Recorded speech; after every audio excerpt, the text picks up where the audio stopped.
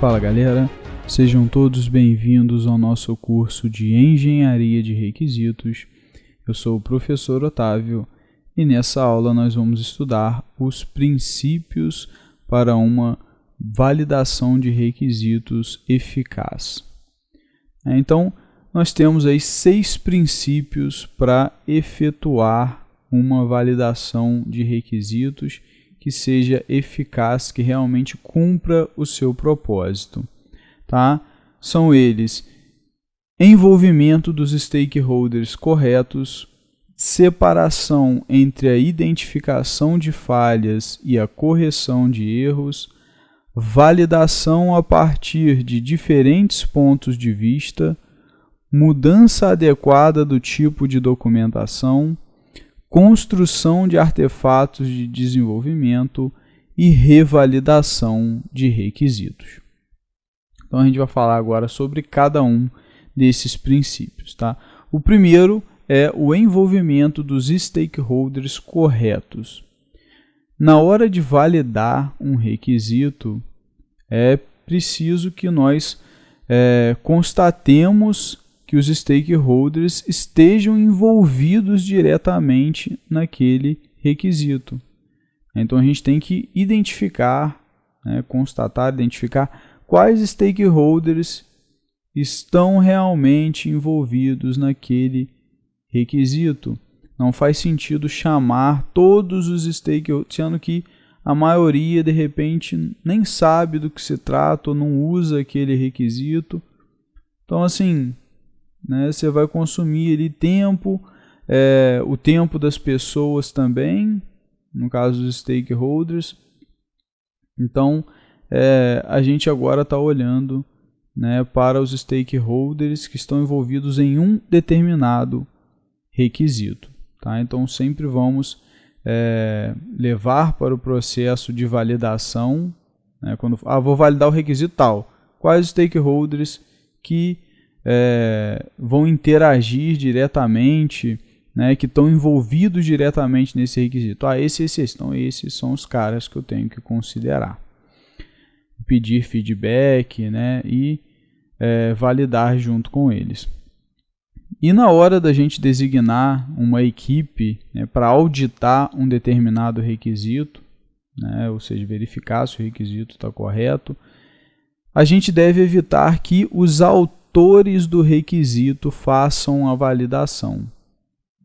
Tá? Então, os auditores daquele requisito não podem ser os autores, ou seja, quem escreveu, quem redigiu aquele requisito. Então, quem escreveu o requisito não pode validar o requisito. Tá? Por quê?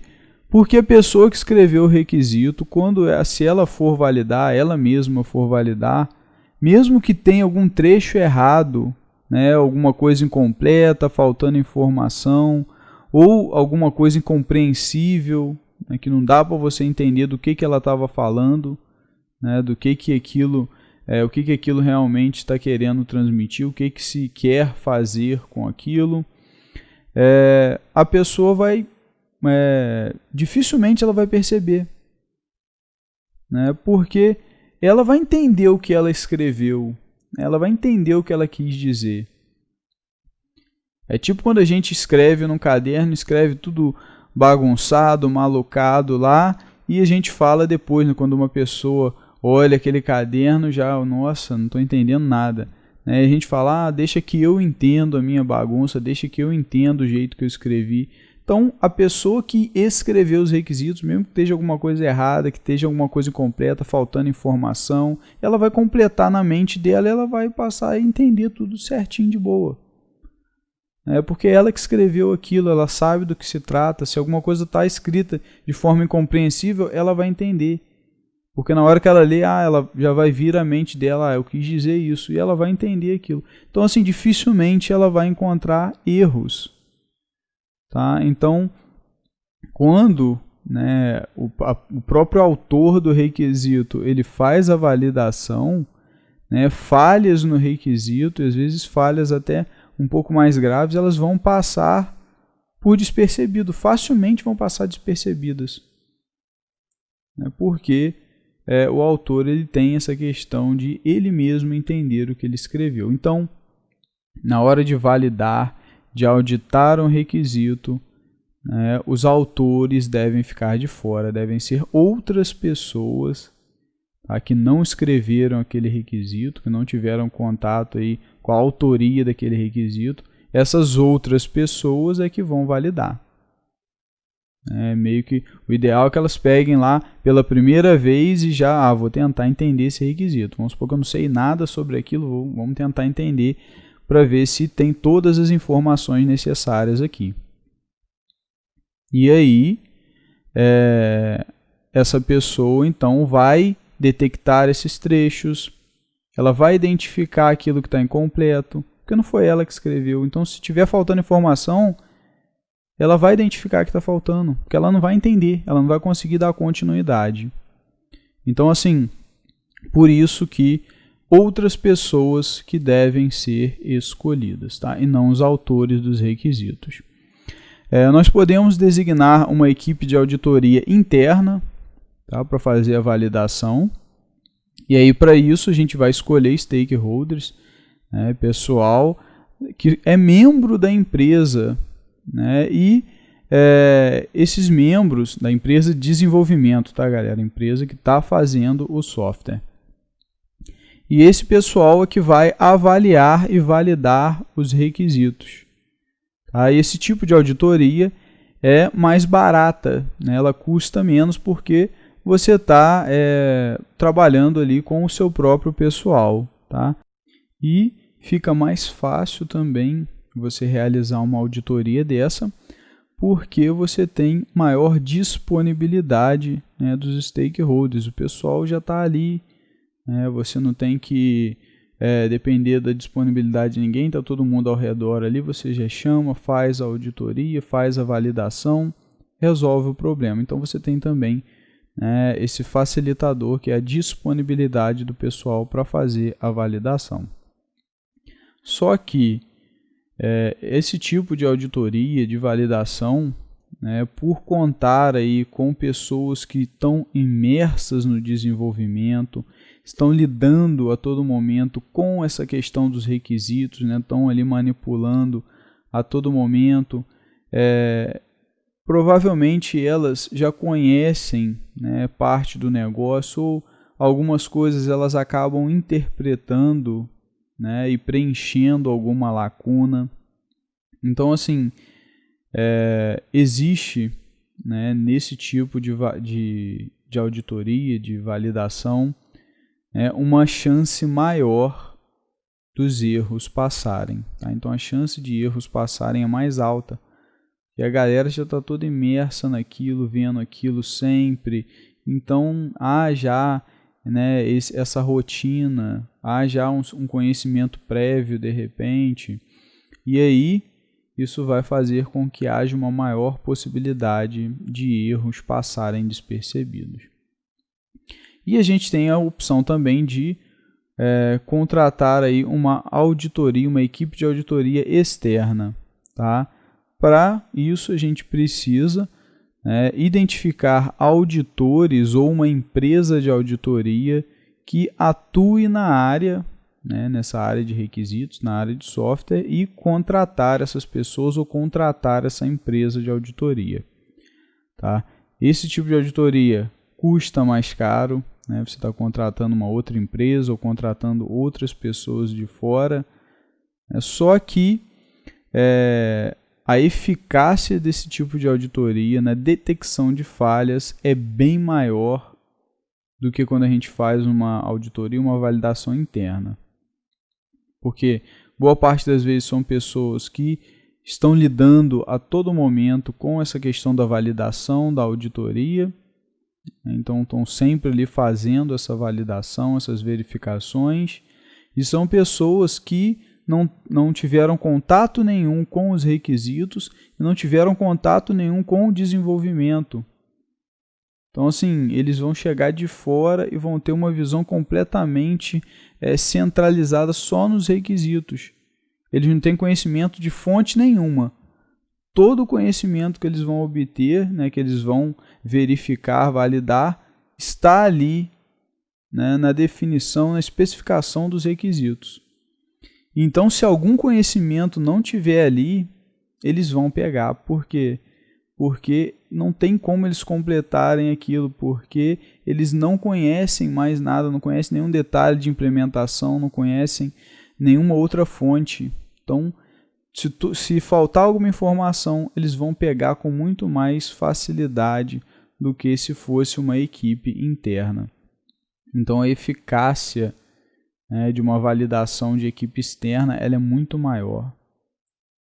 Então, em determinados projetos, né, que exijam uma acurácia muito grande, né, que exijam esse nível aí de validação, né, vale a pena contratar uma auditoria externa. Ok? E agora vamos falar sobre o princípio da separação entre a identificação de falhas e a correção de erros. Separar a identificação de falhas das correções dessas falhas, né, traz vantagens ao processo de requisitos. Essa separação, né, ela consiste no seguinte processo. Ao invés da gente ir lá, vou detectar, né, estou procurando aqui para ver se eu detecto falhas. Encontrei uma, vou então corrigir. Achei uma falha, imediatamente eu parto para a correção para resolver aquele problema. Então, essa é a ideia de trabalhar com identificação e correção junto. Tá? Só que a ideia aqui é justamente o contrário, a gente quer trabalhar com essas etapas em separado. Então, ao invés de detectar a falha e corrigir imediatamente, a gente vai apenas identificar a falha e documentá-la. Tá? Então, a gente identificou a falha, a gente vai documentar a falha que a gente achou no requisito, né? E vamos, achei uma falha, documento ela, vou procurar a próxima, achei uma outra, documento, e assim vai. Então, eu vou, no primeiro momento, só procurar as falhas. Tá? E aí, posteriormente, depois de identificadas, essas falhas vão ser analisadas, tá? Vão ser avaliadas e então, finalmente, elas vão ser corrigidas nos documentos de requisito, se for necessário. Então, esse é o processo de separação entre identificação de falha e correção de falha. Tá? Essa metodologia ela permite que a auditoria, né, a equipe de validação, ela foque apenas na detecção dos erros, né? Não se preocupando com as medidas que vão ter que ser tomadas, né, para corrigi-los. Então, assim, no primeiro momento, a ideia é se preocupar só com detectar erro. Como vou corrigir? Depois eu vejo. Agora não é o momento. Depois eu vejo como é que eu vou corrigir, eu não tenho que me preocupar com isso agora. E aí, isso faz com que diminuam significativamente as chances de erros passarem despercebidos. Tá? Porque quando o auditor está mais preocupado em corrigir o erro encontrado do que identificar novos erros, pode ter certeza que muitos erros vão passar por despercebido. Por quê? O que acontece, por exemplo, um desenvolvedor está lá fazendo auditoria. Então, ele vai, achei uma falha. Como que eu vou corrigir essa falha? Ele fica pensando, às vezes é uma falha mais complexa, ele fica pensando, poxa, será que eu posso fazer assim, assim? E aí ele continua verificando. Só que ele está verificando com aquilo na cabeça. Como que eu vou corrigir? Como que eu vou, resolver esse problema? E aí, nisso que ele está com isso na cabeça, ele já passou um pedação do documento de requisito, já deixou de ver um monte de coisa. Então, assim, ele acabou deixando passar um monte de erros porque ele está preocupado com a correção. E aí, muitos erros passam por despercebidos. Então, assim, essa ideia de separar justamente tem esse intuito, para não trazer essa preocupação na mente de quem está auditando. A pessoa, nesse momento só me preocupa em identificar. A correção vai ser feita depois, aí depois a gente resolve como que vai fazer, talvez nem seja eu que vou fazer, enfim. Então, assim, essa preocupação vai ser jogada para frente. A preocupação no primeiro momento é detectar.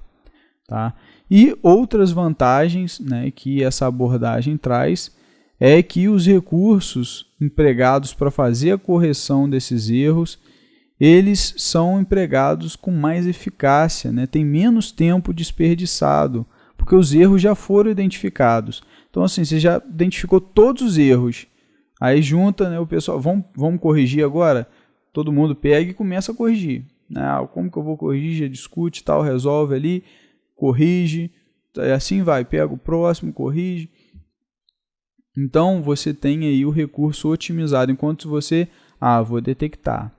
Aí para, né, detecta, vamos corrigir agora. Aí corrige e tal, todo mundo já para de novo para detectar o próximo. Então, assim, tem aí esse problema. Então, essa questão da separação, ela traz essa vantagem, né, de otimização de recursos na correção. Tá? Um tempo desperdiçado é bem menor, porque você já tem todas as falhas prontas, só vai pegar e ir corrigindo. Tá? Uma outra coisa também, né, que traz de vantagem é que o fato de eu identificar um erro não produz outros erros. Tá? Porque os erros não estão sendo corrigidos. Né? E a gente sabe que quando a gente faz uma correção, né, num artefato, num documento, num programa, enfim, a gente sabe que quando a gente faz uma correção, essa correção pode originar novos erros. Tá? E às vezes a gente corrige um erro e surgem outros 3. Então, correção de erros traz problemas. Então, se você está identificando o erro e corrige, você já produziu mais 2. Então, você fica nessa cascata, né? Você tem, né, essa questão de poder gerar mais erros, né, quando você vai fazendo a correção. E a identificação puramente não tem esse problema, porque você só identificou o erro, você não vai gerar nenhum outro erro. Tá? E aí existe essa vantagem. Né? Você identifica tudo, você sabe exatamente os erros que estão ali naquele primeiro momento. E aí, posteriormente, esses erros vão ser corrigidos, né? E tendo esse cuidado aí para não se gerar novos erros. Mas provavelmente depois dessa correção, se houver necessidade de correção, faz-se uma nova verificação para ver se não foi gerado outros erros. Tá? Que aí você consegue gerir muito melhor essa dinâmica de detecção e correção de falhas. Né? E um erro, ele só vai ser corrigido se houver necessidade. Tá? Por quê? Mas pô, o negócio está errado, vou deixar ali. Pode ser, né, que quando a gente identifique um erro, a gente vai identificar o erro.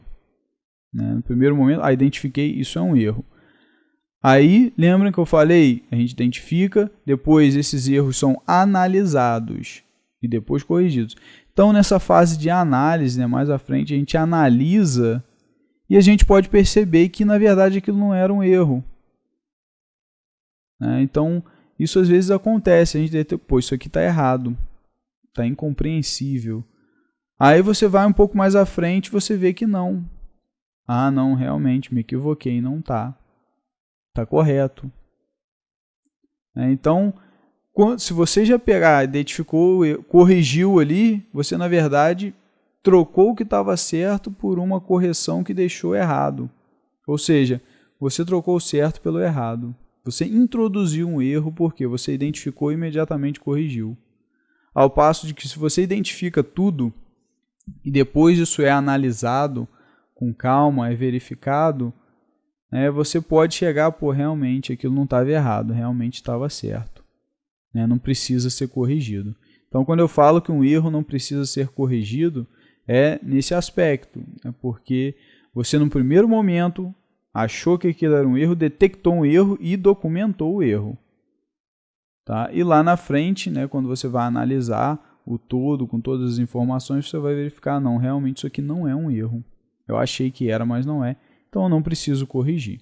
Trabalho poupado, não vou inserir um novo erro. Então, é aí a forma ideal da gente trabalhar. Tá? Então, esse é o princípio aí de separar identificação de correção de falhas. O próximo princípio é a validação a partir de diferentes pontos de vista. A validação a partir de diferentes pontos de vista, ela consiste em pegar os requisitos e submetê-los a uma validação por diferentes perspectivas. Tá? Então, nós vamos pegar diferentes pessoas, diferentes profissionais, por exemplo, e diferentes stakeholders que são envolvidos ali, com diferentes funções, de repente com cargos diferentes que estão lidando com aquele requisito, e todos eles vão validar esse requisito. E aí você tem o feedback de várias áreas, de várias pessoas diferentes, tem pessoal do desenvolvimento, tem pessoal da própria empresa que vai receber o sistema, os próprios stakeholders lá da empresa que vão receber o sistema. Pode ter algum chefe ou gerente lá que vai trabalhar com o sistema depois que ele estiver pronto. Então você tem aí diversas opiniões de diferentes profissionais, de diferentes interessados que vão te fornecer esse feedback sobre o requisito. Isso é muito importante, tá, galera? Porque às vezes o requisito para um determinado stakeholder está legal, mas para outros 3 pode não estar. Outros 3 tipos de profissionais que vão usar aquela função podem falar, mas para eu fazer a minha função, eu tenho que ter isso aqui a mais, ou isso aqui tem que estar de maneira diferente. Então, assim, nesse caso, a gente precisa ter esses diferentes pontos de vista, e isso garante que vai ficar legal para todo mundo. O próximo princípio é mudança adequada do tipo de documentação. Qual a ideia desse princípio de validação? Quando a gente muda o tipo de documentação, a gente pode fazer uma mudança objetivando trocar, por exemplo, o tipo da documentação. Então, assim, vou trocar de linguagem natural para modelos, ou vice-versa, vou trocar de modelos para linguagem natural. E para que a gente faz isso? A ideia desse princípio é usar a alteração do tipo de documentação para verificar se, quando a documentação que está escrita em um tipo for transcrita para outro, a gente vai verificar se nesse outro as informações continuam tendo a mesma compreensão, o mesmo nível de compreensão, se elas estão tendo o mesmo significado, ou seja, se a compreensão, o que as informações estão transmitindo, não foi alterado ou perdido na hora que eu passei de um tipo para o outro. Então essa é a ideia. Eu pego de um tipo, vou escrever agora nesse outro tipo. E aí eu vou verificar se nesse outro tipo eu tenho o mesmo entendimento do requisito que eu tinha no anterior. E se eu não tiver, pode ser algum indício de que existem problemas no meu requisito. Tá? Então, isso permite que a gente tenha, né, certeza da consistência das informações. As informações estão consistentes. Elas estão dizendo o que realmente é, independente do tipo de documentação. Uma outra vantagem também dessa abordagem é que, caso o outro tipo de documentação represente melhor aquele requisito, ou uma parte do requisito, de repente, a gente pode passar a adotar, né, aquele tipo de documentação como oficial. De repente ficou melhor compreensível até, ficou mais claro naquele outro tipo de documentação, então, beleza, vamos usar ele então, não tem problema. E traz então essa vantagem. Então, por exemplo, a gente tem um requisito escrito em linguagem natural, que pode ter ambiguidades, pode ter aí problemas com relação à interpretação, e essas ambiguidades elas vão ser detectadas facilmente quando a gente transcreve para uma representação baseada em modelo. Então, na hora de eu tirar do texto escrito em linguagem natural e passar para o modelo, essa ambiguidade vai aparecer na hora, já vai bater aquela dúvida, é isso ou é isso? Aí você já vai, né, correr atrás da informação para deixar tudo certinho. Então, existe essa vantagem. A desvantagem é que é um processo trabalhoso. Você trocar o tipo de documentação para determinados requisitos pode ser trabalhoso, dependendo da situação. Então, existem essas vantagens, e em determinados projetos, que a gente precisa realmente de acurácia na validação, pode ser aí uma forma interessante de detectar ambiguidades, detectar inconsistências, problemas, que estejam aí com relação à escrita do conteúdo, de maneira geral. O próximo princípio é a construção de artefatos de desenvolvimento. Qual a ideia desse princípio? É usar os processos de validação para servir de base para a criação de artefatos como casos de teste. Então, vou usar aí o processo de validação e para validar eu vou gerar um caso de teste, que vai verificar aí se a implementação está atendendo, aquilo que o requisito está pedindo. E a gente pode gerar também manuais de usuário. Isso também é uma coisa que a gente pode tirar aí como produto desse processo de validação. Porque a gente já está criando, já tem essas informações, então você pode já construindo um manual de funcionamento daquela parte do sistema. O auditor, nesse caso, ele pode, por exemplo, pegar um requisito e criar um caso de teste. Pega um requisito, cria um caso de teste para esse requisito. Então, existe até um estilo de programação, que a gente fala que é a programação orientada a testes, que tem essa ideia de criar o teste antes. Aqui a gente não está falando necessariamente disso, tá, galera? Pode ser que aquela parte já esteja implementada e a gente quer validar, então a gente vai criar o caso de teste nesse caso. Tá? Mas também existe essa possibilidade de criar o teste antecipadamente. O problema, desse princípio é que para validar usando o caso de teste ou um manual de usuário também, por exemplo, você escreveu um manual, aí você vai pegar, você quer ver se aquilo que está no manual é realmente do jeito que está no software. Então, para fazer esse tipo de validação, você precisa que pelo menos uma parte do software que implementa aquele requisito, a parte que você vai querer validar, ela tem que estar pronta, ela tem que estar desenvolvida. Então, nesse caso, para fazer essa validação, você depende que a parte que você quer validar no software ela já esteja pronta, já esteja programada. Senão você não consegue validar essas informações. Então, eu quero pegar um manual, beleza, vou pegar um manual, eu tenho que ir lá no programa e cumprir os passos que está falando ali no manual. Se sair tudo do jeito que está no manual, beleza, está validado, está ok. Mesma coisa o caso de teste. Vou rodar o caso de teste em cima daquela parte que eu estou validando. Caso de teste passou, não deu nenhum erro, ok.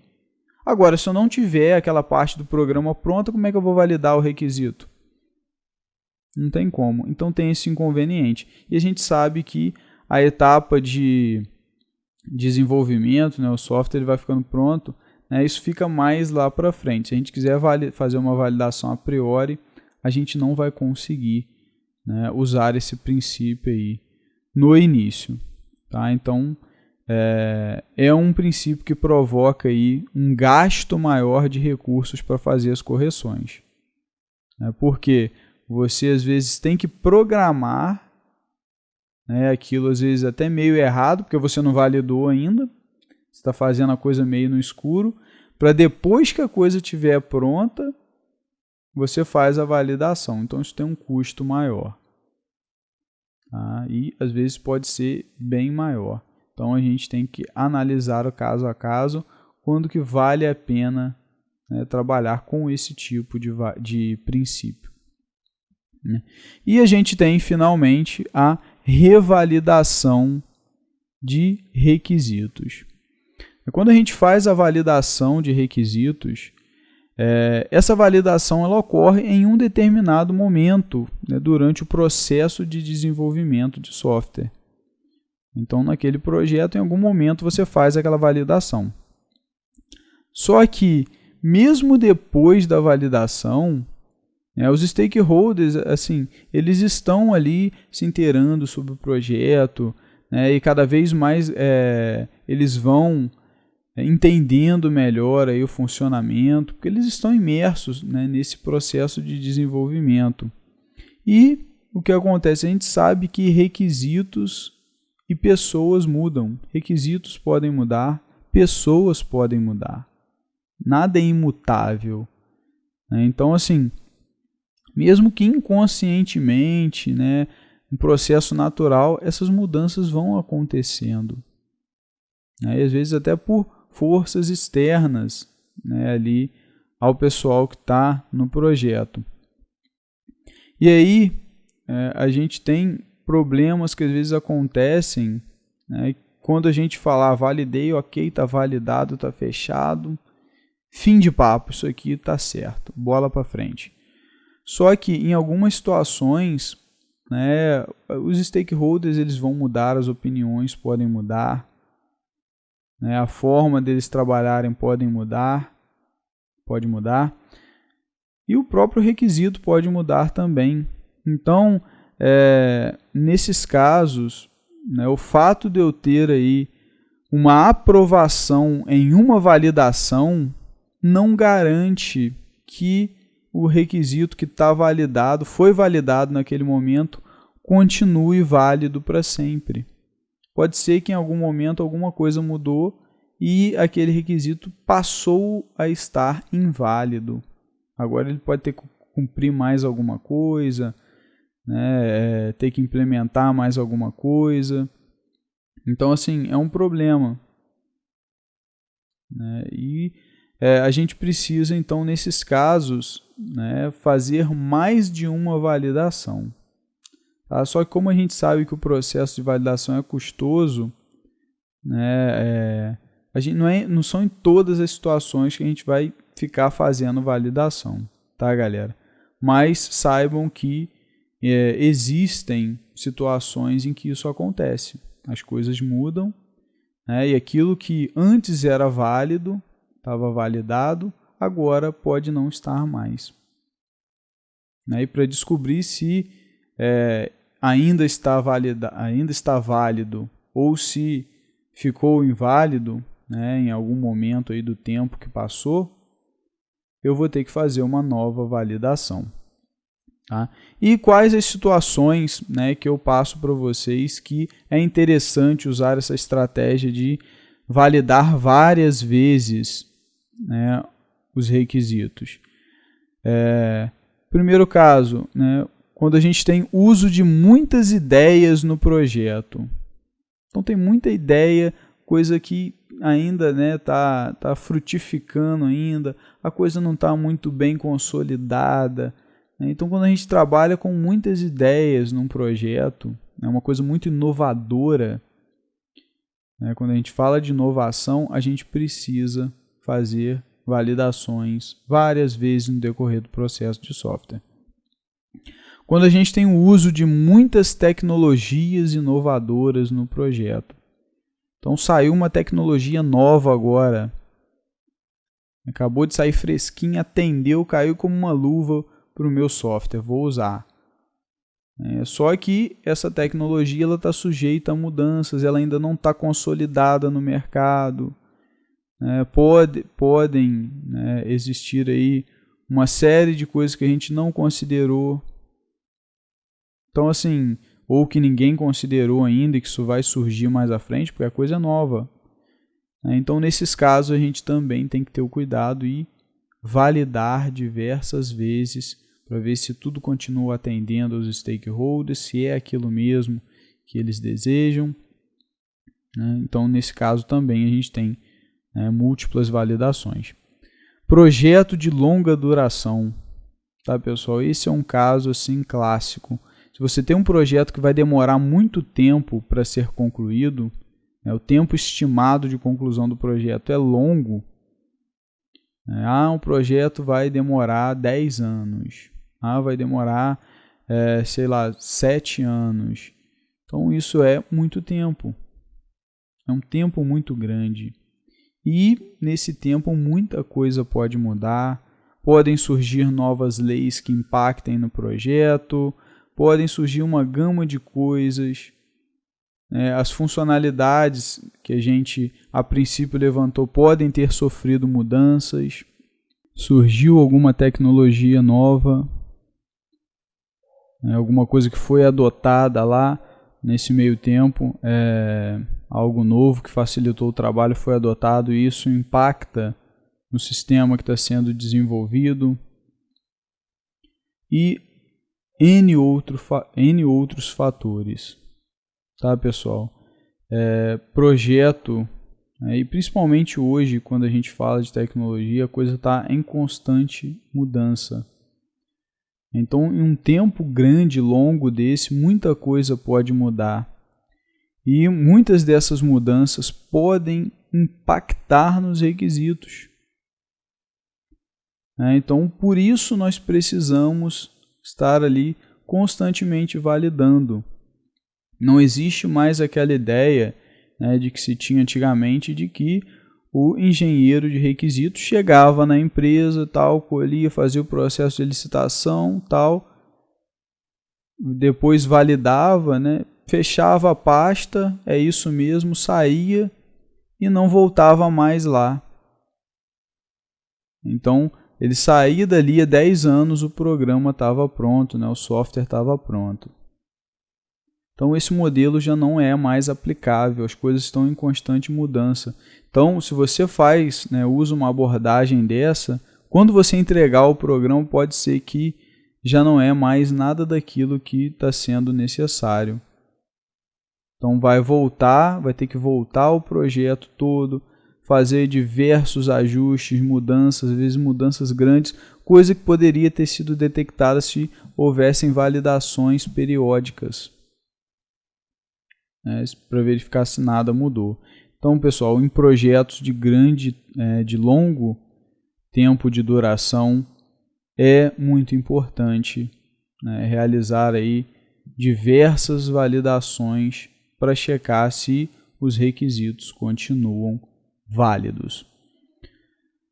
Validação de requisitos realizada muito cedo.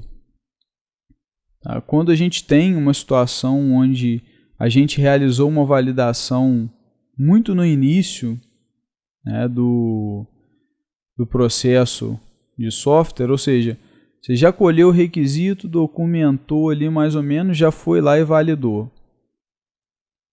Então, assim, foi muito prematuro, nem todos os requisitos foram de repente documentados.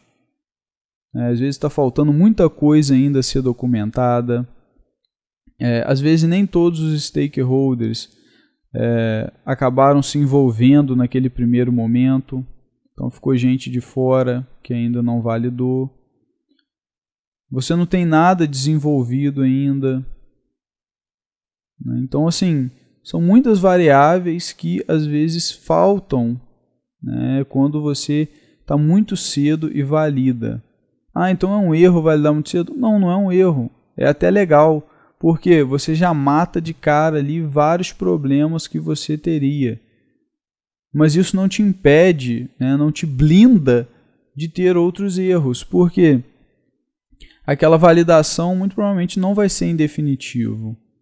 Outras coisas podem mudar, podem ter outros stakeholders que vão precisar de uma coisa a mais, uma a menos, que acabaram não sendo considerados, você vai ter que revisar isso. Então, assim, quando a validação é realizada muito cedo no projeto, a gente precisa fazer um outro processo de validação depois para verificar, né, aí agora de maneira mais consolidada, se todos os requisitos estão válidos para todo mundo, seguindo aí, né, todas as diretrizes que eu já passei para vocês nas últimas aulas. Domínio desconhecido ou pouco desconhecido. Quando a gente está trabalhando, né, fazendo, desenvolvendo para um domínio, né, um modelo de negócio que a gente conhece muito pouco, ou quase nada, não tem experiência nenhuma, é uma coisa extremamente diferente, a gente nem faz ideia do que se trata, uma primeira validação também, uma validação só, também não vai trazer aí total confiabilidade.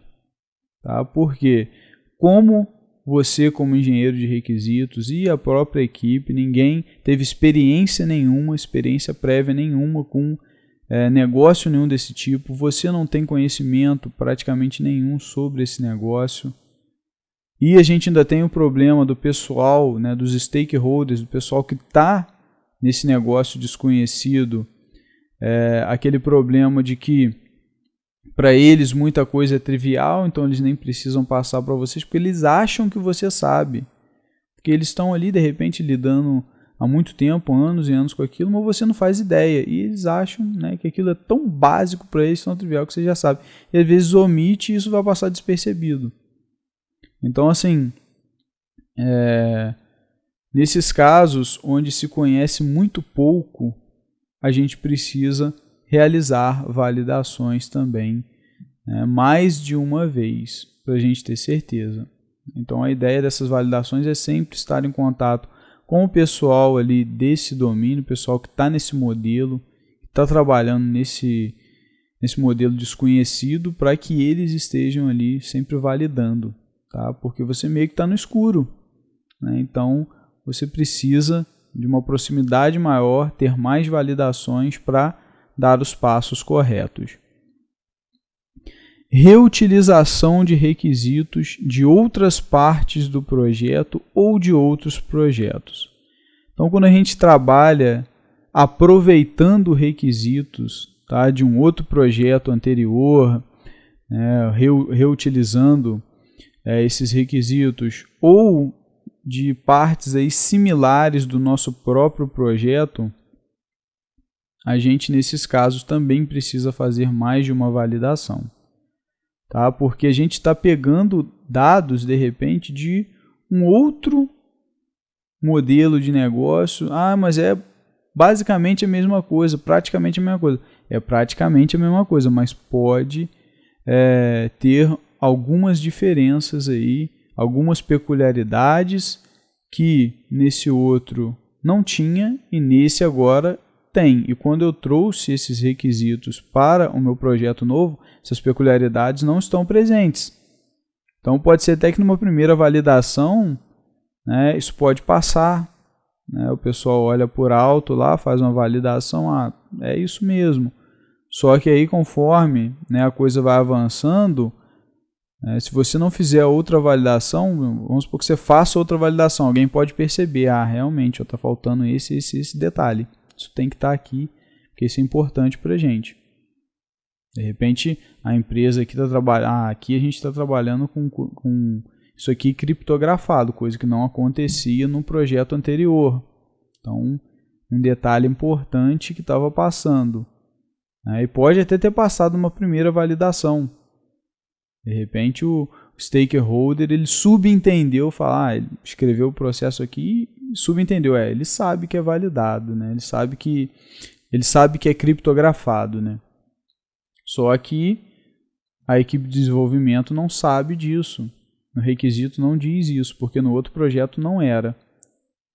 E aí, numa próxima validação, de repente, com outros stakeholders, pode ser que alguém pesque. Mas você está fazendo isso aqui criptografado? Ah, não. Então tem que fazer. E aí, nessa segunda validação, você pegou. Então, quando você reaproveita requisitos, né, você traz requisitos do seu projeto, alguma coisa similar, por exemplo, um requisito de cadastro. Né, fazer cadastro de um cliente e fazer cadastro de um funcionário é coisa muito parecida. Eu posso pegar, né, e aproveitar aí esse requisito, só fazer as alterações necessárias. Só que pode ser que existam mudanças aí bem significativas que tenham que ser feitas, né, e num primeiro momento isso não seja detectado. Então, em outras validações mais à frente, isso vai ser detectado. Agora, principalmente quando você reaproveita requisitos de outros projetos, projetos anteriores, aí você tem que fazer. Tá? Para que justamente, né, essas incorreções, essas peculiaridades, essas alterações, elas sejam detectadas, tá, em alguma dessas validações que você vai fazer e você consiga, então, resolver o problema e entregar um sistema, né, ok, atendendo às especificações dos stakeholders. Tá? Então, são essas as situações, pessoal, que eu enfatizo, né, e nelas façam, né, sempre mais de um processo de validação. Mas quantas vezes? Isso é muito relativo, tá, galera? Vai depender dos recursos disponíveis, do tempo disponível que vai existir para essas validações. Enfim, tem uma série de variáveis que vocês têm que colocar, mas vocês têm que fazer mais de uma vez. Uma validação só provavelmente vai ser insuficiente. Tá? E vocês, né, com o passar do tempo, com a experiência, vocês vão sentindo, né, a necessidade de uma validação. Vocês veem que a coisa está muito, né, caminhando muito solta, você já vai lá e vai sentir que existe essa necessidade de validar, para ter certeza que vocês estão no caminho certo. Beleza, galera? E a nossa aula se encerra por aqui. Eu espero aí que todos os princípios para uma validação eficaz tenham ficado claros para vocês. Revisem isso, tá? Esses princípios podem ser de grande valia para vocês. Né? Lá na frente vocês podem pensar, realmente, isso aqui eu posso usar para tornar a minha validação, né, mais efetiva, para que ela funcione melhor. Então é importante que vocês tenham esse conhecimento para que vocês desempenhem aí da melhor maneira possível, né, esse papel aí na validação de requisitos. Um forte abraço a todos e até a próxima.